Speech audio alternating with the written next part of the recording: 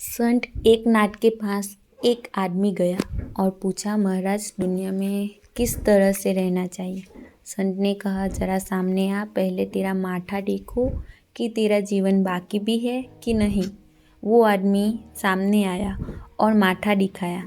संत ने कहा, तेरा तो 7 दिन में मौत है, अब तू कहे तो बताऊं।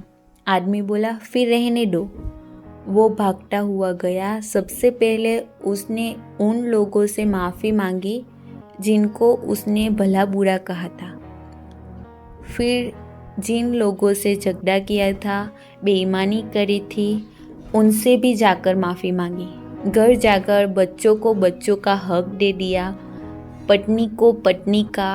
पत्नी से बोला, मेरी यात्रा का मोड़ मुड़ रहा है, मैं भगवान का सहारा ले रहा हूँ, हो सके तो तू भी भगवान का सहारा ले। इस तरह से 6 दिन बीत गए। 7वें दिन वो भगवान के ध्यान में बैठा। मन बड़ा हल्का था। फिर उसे ध्यान आया कि एक बार संत से चलकर पूछ ले कि कैसे जीना है।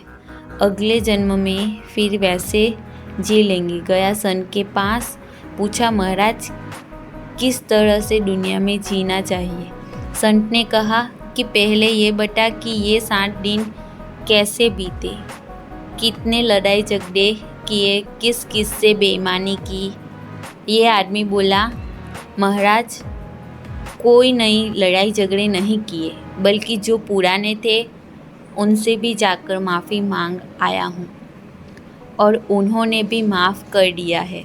संत ने फिर पूछा, अच्छा इन 7 दिनों में भगवान को याद किया कि नहीं। वो बोला, महाराज भगवान ही याद रहा क्योंकि मौत सामने थी।